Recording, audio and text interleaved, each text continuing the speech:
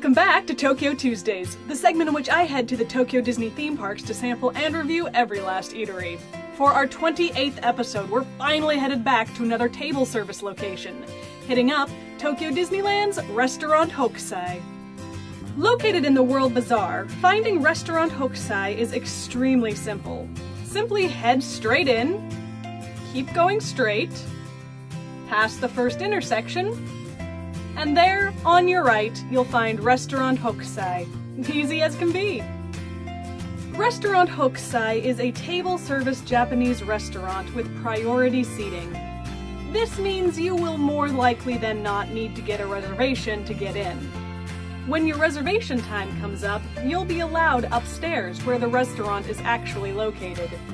If you're a little early or your table isn't ready yet, there's a small, classy waiting area upstairs. Much like the Eastside Cafe, Restaurant Hokusai is much bigger on the inside than you expect it to be. It stretches down the World Bazaar and then around the corner, all the way down to the Sweetheart Cafe. Once your table is ready, a server will call your name and then lead you to your table. The interior design of Restaurant Hokusai is unsurprisingly Japanese. The carpets are delicately patterned, while the walls favor the classic clean and blank space, broken up by horizontal lines and the occasional prominent art piece. Alright, so I am at Hokusai restaurant in Tokyo Disneyland today. It is a table service location, and today I am by myself. And I feel super awkward and conspicuous eating by myself at this very Japanese restaurant with my camera, by myself, and the table they've sat me at is in the middle of the room so everyone can look at me, which is great. But I'm very excited for this location. I've never had like traditional Japanese food at the Disney parks before, so I think this will be a lot of fun. I've ordered the rose katsudon, I can speak, rozu katsudon pork cutlet. I've ordered a vanilla mochi warabi dessert and kirin lemon drink. Because it is a Japanese location, I've gotten tea to start with, complimentary I assume. It is way too hot for me to drink still, so I'm leaving it be for now. But yeah, this place is really nice so far. I'm going to turn the camera on and off a bit to preserve recording time, but I will be back once the food is back. Alright, I'm back, and food has been delivered. So what have we got here? We've got the pork cutlet, the katsudon. We've got what looks like miso soup. We've got rice. We've got ginger. We've got dressing. And we've got, I think it's a dressing for the katsudon, I'm not sure which. Here's my kirin lemon, which looks a lot like water, but it is not. And as I already mentioned, I have tea, although I didn't really notice before what a pretty cup it's in. Like, that's some really nice pottery. I like that. That's very lovely. So, let's eat. Oh my goodness. So one thing to be noteworthy about this restaurant is that I've only been given chopsticks. Fork, spoon, knife, this was not offered to me, which is fine. I know how to use chopsticks, but if you don't, then that might be something to take into consideration. Tasty. So a little bit of mustard on the plate here, if I want that. So that is what that looks like. It's legitimately just a fried pork cutlet. Very tasty. Bendy straw. Oh, you can see behind me right now this cart that they bring the food out on. Rather than try and carry 6, 5, even just 4 different trays out to each table, they have this nice little rolling cart that they put each one of the food trays on and then bring the trays over to the tables one by one. A pretty efficient system, I think. This is a really hearty meal, and I've still got dessert coming after it. It's going to make it difficult to finish the rest of my food reviews today. That, or I'm just going to be really full by the end of today. I have atrocious chopstick manners. I'm embarrassed for myself. I am like a child. We're going to try some ginger as a palate cleanser. Ginger's pretty mild. This is a pickled ginger, and you'll find this a lot in Japanese cuisine. I'm a big fan of pickled ginger, and honestly, this is a really, really mild pickled ginger. Let's try some salad. Salad. Salad is actually really good for being mostly just cabbage. I'm not entirely sure what that dressing was. The salad has a really lemony flavor to it. It's raining today, and my hair is super frizzy because of it. Oh my goodness. But yeah, very, very lemony, even the parts that aren't touching the lemon slice. Here's a lemon. I'm not going to eat this. I'm just not. I'm not going to eat it. Oh, for the love of... I got it. Try some of this. It doesn't quite taste like how I would expect mashed potatoes to taste, but not quite like egg salad either. Closer to egg salad than mashed potatoes. Did they give me? I'm trying to see if other people have soup spoons. I do not like soup, so I'm not really thrilled about trying the soup, but I'm here, I'm reviewing things, I should try things, even if I don't like them. But I also don't want to just pick it up and drink it if that's highly rude. Rice looks like just plain rice. It's just plain rice, sticky rice. Maybe a little saltier than you would expect rice to be, but completely average rice for Japan at least. And then let's try the soup. Usually there's a spoon, but I do not see a spoon. Do other people have a spoon? He does not have a spoon. They do not have a spoon. Spoon. Alright. Let's try this. Yep. Do not care for that at all. Let's try the broth. Broth is better. Still not my favorite. Oh, soup. There's just nothing doing for you.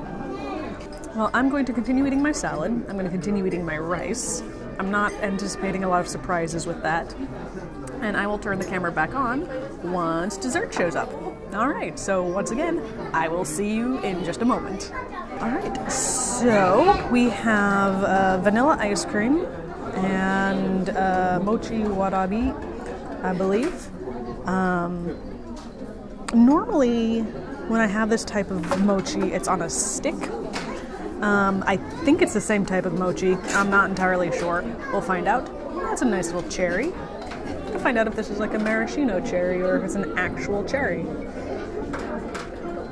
That is an actual cherry with an actual cherry pit. Nifty. All right, let's try this. Vanilla ice cream with a little bit of sauce on it. And it's a very Japanese flavor. I'm a little hard pressed to describe it. More salty than sweet. It's similar to peanut butter, if I had to say. It's not peanut butter at all, but if I was going to compare it to a flavor that a more Western audience might recognize, peanut butter would be what I would relate it to. I believe I've mentioned before, I do like mochi. I like mochi a lot, but I get mochied out really easily because the flavors can be so intense. This is actually a pretty chill mochi flavor as far as those things usually go. I'm not 100%, but I think this flavor is actually sesame seed. And then we have this, whatever this is. Is this just saturated mochi? So you can see, there it is. Just little brown jelly. Let's see what this little brown jelly tastes like. I think it's just mochi that's been saturated with the sauce. Not pretty much. Not really a fan of the saturated mochi. Or more specifically, the saturated mochi is fine so long as it's got like the dusting of the, again, what I'm assuming is sesame seed powder. Then it's quite tasty. By itself, not my favorite. Let's try the biscuit. So it's got sesame seeds on this side, and you can see sort of a saltine looking back on it. I don't think it is saltine, but that's just sort of what it looks like. Very flaky, like a pie crust. I will say, I never realized how much I liked sesame seeds until I moved to Japan. Sesame seeds and squid ink. Two things that I didn't really ever think that I would eat a whole lot of, but there we are. This biscuit is really good. I like this a lot. Unsurprisingly, I think my dessert is, again, my favorite part of the meal. And specifically this. I'm not sure if that's sugar or salt crusted on the top of it. Probably sugar.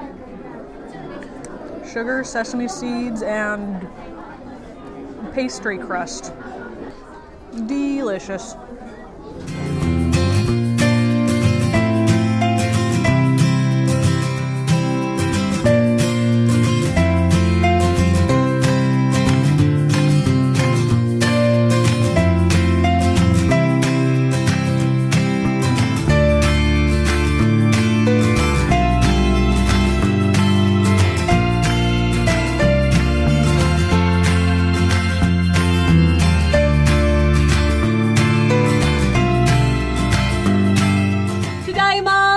Let's review. Service is a 3 out of 5. I waited in line for 2 hours to get reservations at this location, but I have no one to blame for that but myself. I arrived at the park exactly when it opened and made a beeline for this location because I wanted to be sure that I got reservations. They told me, as expected, that reservations didn't start opening until 10 o'clock, which was fine. I just hung out and people watched and saw some performers and waited for the reservations line to open up. It did open up around 9:30 and I was second in that, and they started taking our reservations exactly at 10 o'clock. I was, as I said, second in line, and when I actually got to the counter, the entire process was done in English, which was a surprise, but not unwelcome.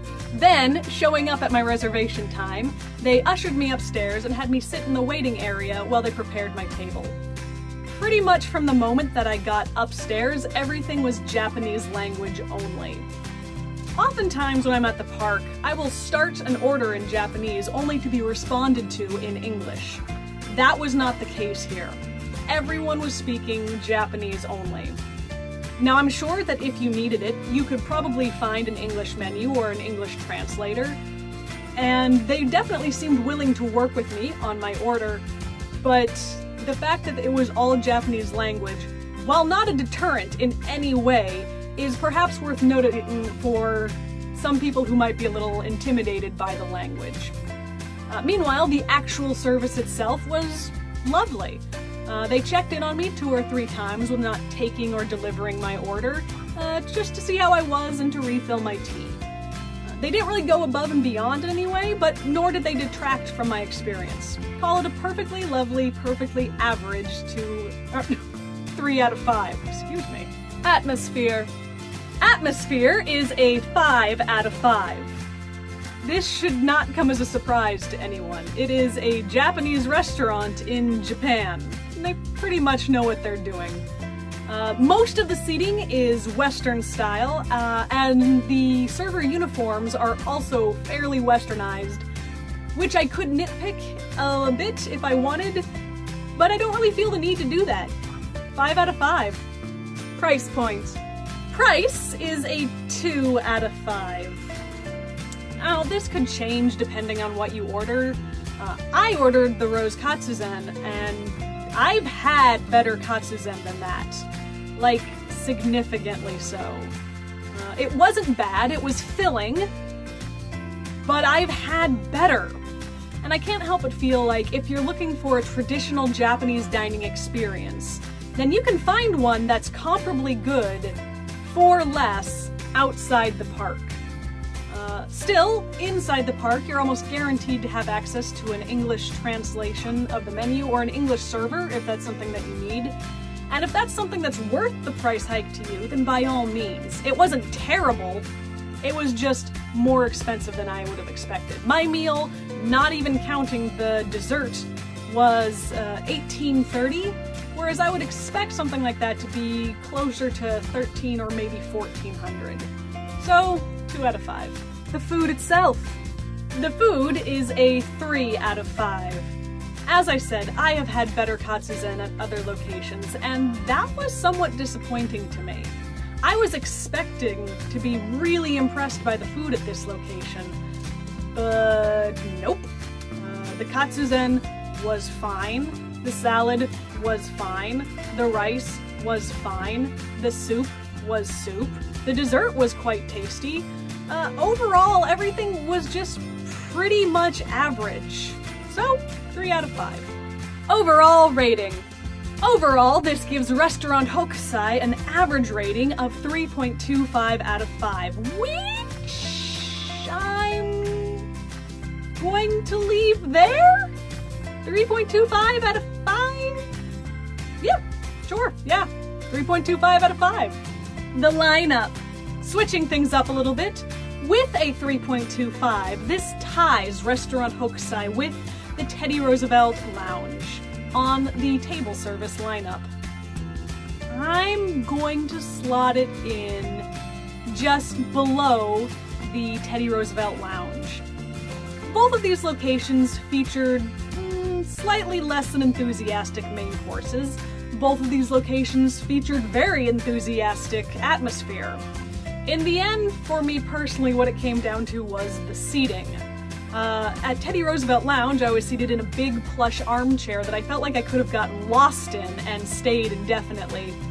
Whereas Restaurant Hokusai's seating wasn't bad by any stretch of the imagination, but didn't do anything to encourage me to want to linger at the table, which is probably for the best at a restaurant, honestly, but between the two, that's where my deciding factor lies. So, 3rd place on the table service lineup. Meanwhile, on the master service list, it ties with a whole slew of eateries, and I'm going to slot it in just under the Great American Waffle Company in 9th place.